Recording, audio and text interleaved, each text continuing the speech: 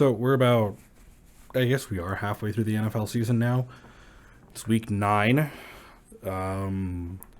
It's been an interesting season. Only one team is still undefeated, and that unfortunately is the Kansas City Chiefs. And they might go undefeated. We'll see. I think they might. I hate to say it, I know. But looking at their schedule, they kind of have a good shot at doing it. And I kind of hate it, but that's okay. So I want to talk about the Lions, obviously, through the first 9 weeks of the season, their first 8 games going into what will be the back half of the season. They had their bye week already, which still annoys me that it was early, but that's okay. First things first, obviously, let's talk about the trade deadline and just talk about what the Lions did. There's only one thing, and I'm wearing the wrong shirt again. I'm wearing the, if you all the band, the Talks Hards, it's the Angus for President shirt. They're a great band. Check them out. I got to change. Give me like 1 second. This is the wrong sport. And wrong jersey. My bad. Give me 1 more second. Much better. This looks a lot better, of course. Rocking the Amun-Ra. Let's talk the Lions, shall we? So at the time I'm recording this, it is 5-something p.m. on Tuesday, November the 5th. The NFL trade deadline is officially over. Finished about an hour ago. The Chiefs got DeAndre Hopkins, but that was done a while ago. Marshawn Lattimore is going to the Commanders. I'm actually kind of worried about the Commanders, but maybe more on that later. We'll see. And of course, like I kept saying, give Brad Holmes time, and he will find a way. Because he's just that good. He's smart. So, that being said, of course, the Detroit Lions got their guy. They traded for Za'Darius Smith, the defensive end out of the Cleveland Browns. So far, has been having a pretty good season. Through 9 games, 5 sacks, 15 solo tackles, 0 fumbles. But he's something we have needed desperately since Aidan Hutchinson broke his leg. With him being gone for what will be the majority, if not the entire season, Derek Barnes being gone for however long, we still don't know. We needed to fill that void of a pass rusher, of a good, of an edge guy, really. And obviously, I've been gunning for them trying to get Max Crosby out of the Raiders. That didn't happen. That's okay. But we have Za'Darius now. And again, we couldn't get him. We couldn't get Myles Garrett either. Myles Garrett would have been cool to get out of Cleveland. But you know what? Something's better than nothing. And Za'Darius is a pretty good something. I'm not going to call him nothing because he's a really good player. What does this mean for the Lions? Well, for a season that has been filled with a lot more ups than downs so far, I'm not actually too worried. I think having a proper edge guy is going to complete what has been a pretty good defensive unit from the Detroit Lions over especially the last few games. Obviously, our offense is one of the best in the league. That offensive line is arguably number 1 in the league. Penei Sewell might be a notch for Offensive Player of the Year. Who knows, right? But something, I was listening to the POD, the Pride of Detroit podcast, talking about how guys like Taylor Decker are starting to show their age and things like that. But that's okay because the offensive line is still this heavy, literally cohesive unit, and Jared Goff is still Jared Goff. Anyway, so trade deadline, we got Za'Darius Smith. That'll fill the void. Brad Holmes knows what he's doing, right? I know people were freaking out like, oh, why didn't they get this done earlier? Oh, blah, blah, blah, blah, blah. People were thinking they were going to get this trade done before the Packers game. And so Twitter's a mess. Everyone knows that though, right? Especially today. But I wasn't worried. Like, even going into that Packers game, I was maybe a little concerned because I wasn't sure how the Lions were going to fare against Jordan Love and his weird army. And not to mention Xavier McKinney and all of his trash talk about how the Lions have been playing. So I was a little concerned, but we got the job done. 24-14, we won. Really, the only thing from that game is we needed someone on the edge rush. That was really it, right? So, Brad Holmes knows how to fill those voids. Last year, when we lost in the NFC Championship game, we knew that we had to retool the entire secondary or at least fix something out of that, and Brad Holmes understood that. And what did he do this offseason? Just repackaged the whole thing and figured out, cleaned house, got everything new, right? Amik Robertson, Carlton Davis III, Terrion Arnold, Ennis Rakestraw Jr.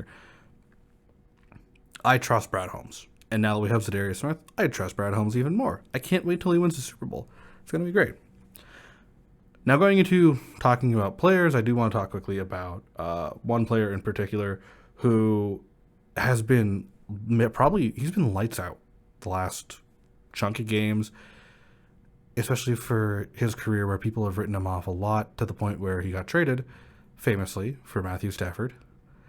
And I do want to talk about his numbers because I'm really impressed with how he's looking right now. And he could be a potential MVP candidate. He could be even an Offensive Player of the Year candidate. And that, of course, is Mr. Jared Thomas Goff, a.k.a. Mr. Perfect. I forgot to call him that. Anyway, so Jared threw 8 games so far as our number one guy, of course, in Detroit. He signed his extension. We're all happy about that. 7-1.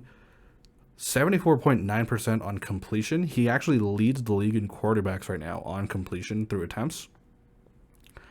Throwing for 1,840 yards. I almost said 18,040. 1,840 yards. Yards per attempt, 8.7. He's thrown for 14 touchdowns and 4 interceptions. Now, this is the fun thing I want to look at is the yardage. Because his completion rate is great. He has been just finding everything he can, throwing on a dime, things like that. But people are complaining that, he's not going to be considered MVP because, 1,840 yards, whereas I think Geno Smith right now leads the league in yards. You got to remember, Detroit doesn't have to worry about throwing far or throwing a lot of snaps to their receiving core. They don't have to worry about throwing to Amon-Ra as much. They don't have to worry about throwing to, J-Mo or Khalid. Well, not J-Mo last few games, but hopefully J-Mo soon. God. Khalif Raymond. It's fine. Okay? Tim Patrick, it's okay. Because our run game has been insane. Jahmyr Gibbs and David Montgomery, I almost forgot his name. I almost called him Knuckles, but that's his nickname anyway.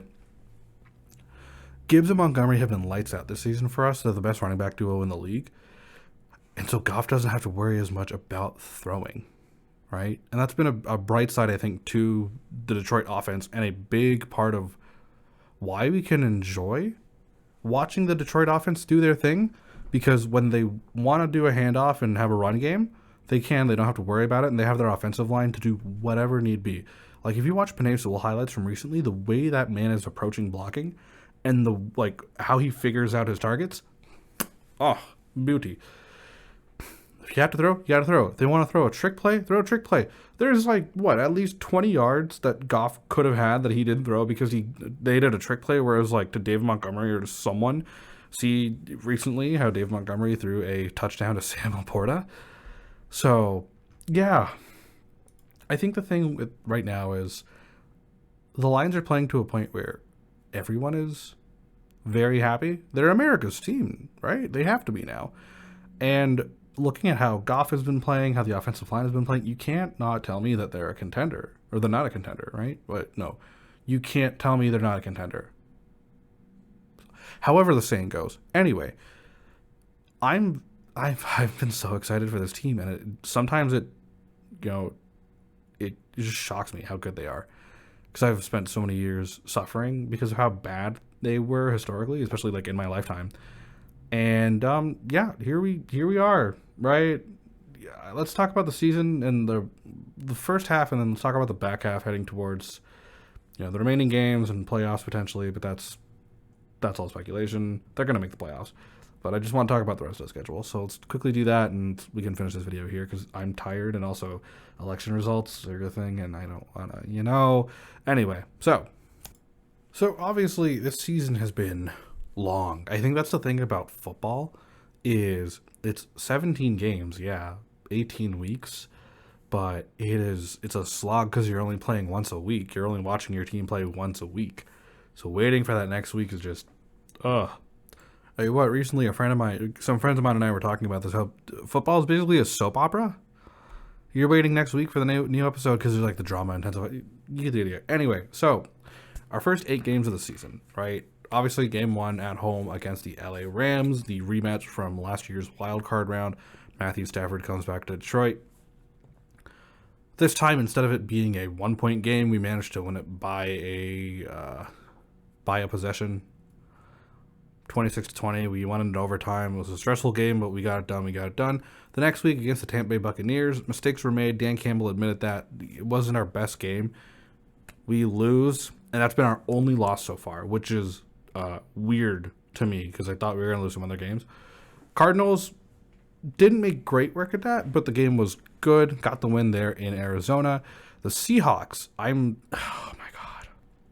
I still can't believe we beat them. from all the years of us losing to him, either narrowly or getting stomped. We beat him 42-29. Goff went perfect, by the way. That is my favorite game to watch because Goff went 19 for 19, 273 yards thrown. Like he was having a day, you know. And you also, if you look at the completion attempt numbers, right? Like I said, Jared Goff is putting up a good argument to be in the MVP conversation. It's just people need to consider him an MVP candidate.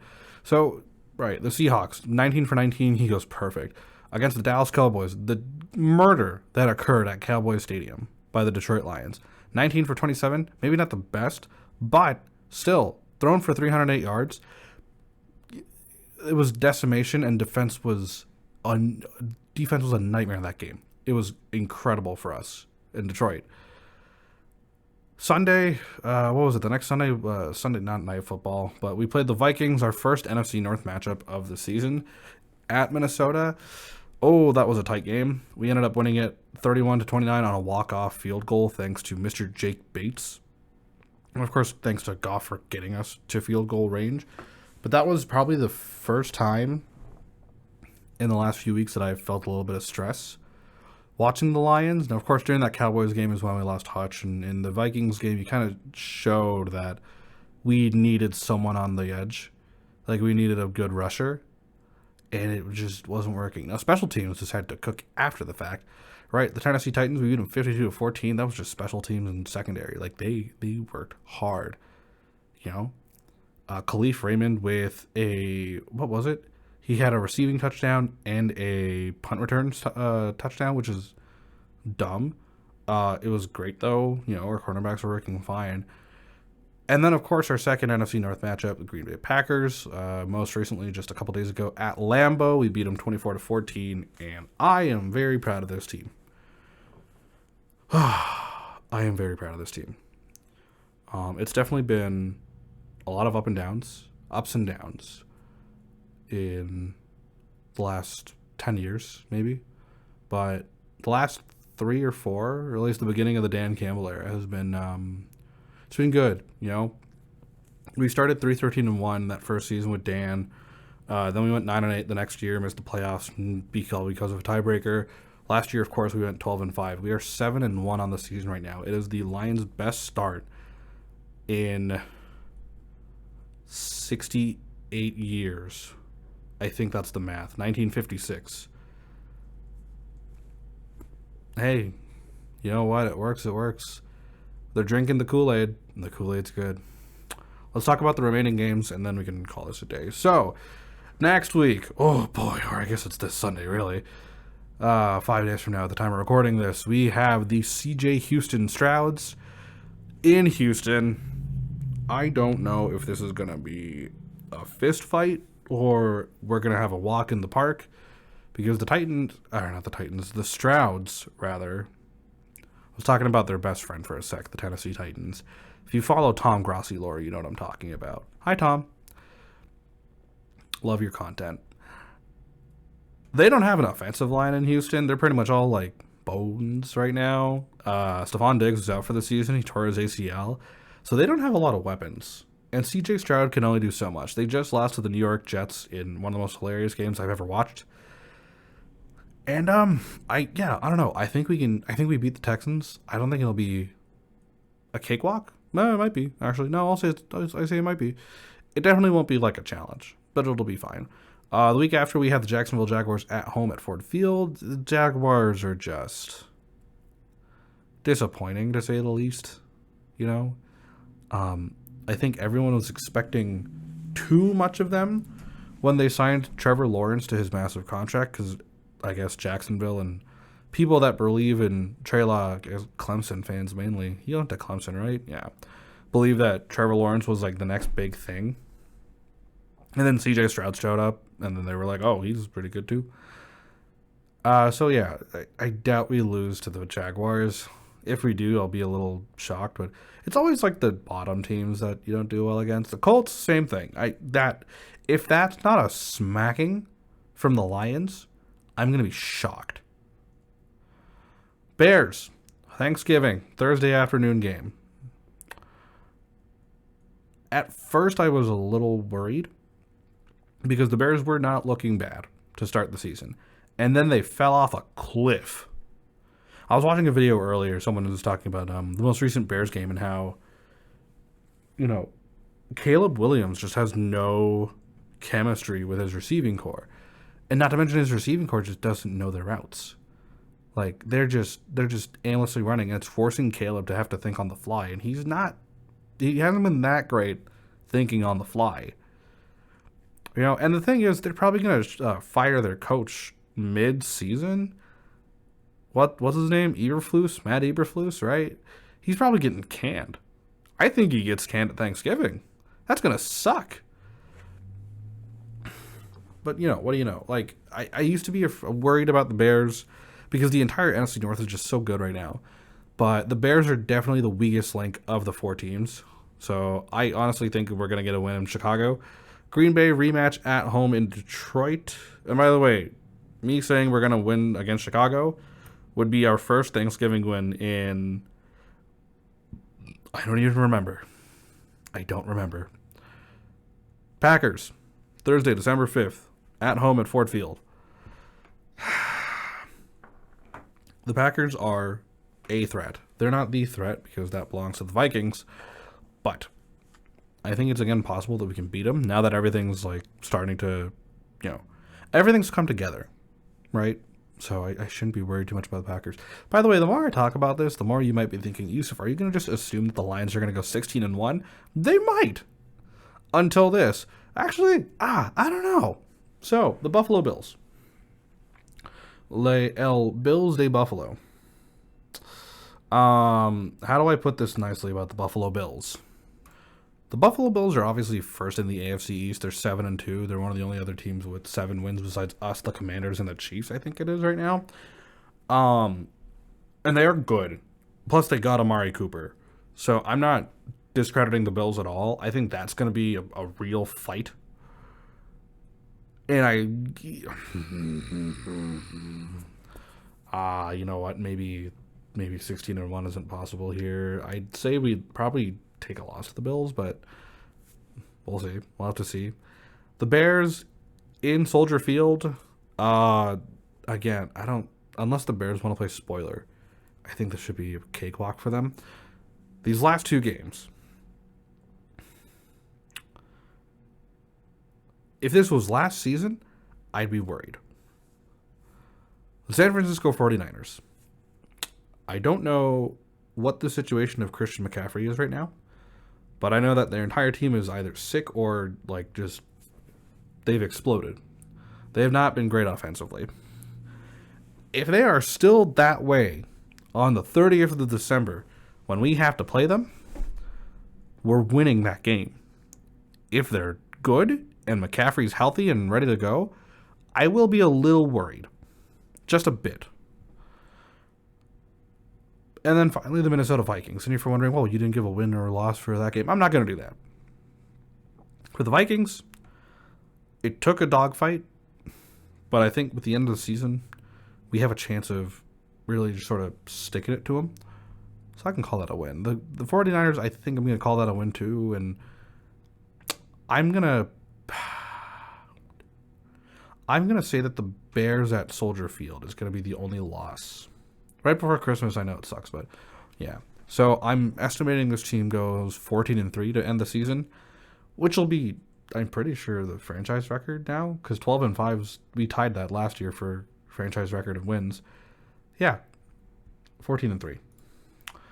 All that to say, this has been a pretty good season so far, obviously. For the Lions, we're a contender for the Super Bowl. We're favorites. It's been great. But patience needs to be had. Right? Patience needs to be had. We're not going to click right off the bat with Za'Darius Smith in our defensive core. But it'll be okay. And honestly, that's fine. We got to be patient, right? You can't... Fans that become impatient of their team wanting to win are the fans that end up not being around anymore when all the good actually happens. So we just got to keep patient. That's all it is. Until then, this has been the midpoint of the NFL season. This has been the Rashid Report, even though I didn't start the show with that, obviously. My name is Yusuf Rashid. And I will be back probably after the Texans win, or I may have jinxed it now. I'll be back eventually. I'm going to do more hockey stuff and things like that here and there. But till then, I will see you soon. Goodbye.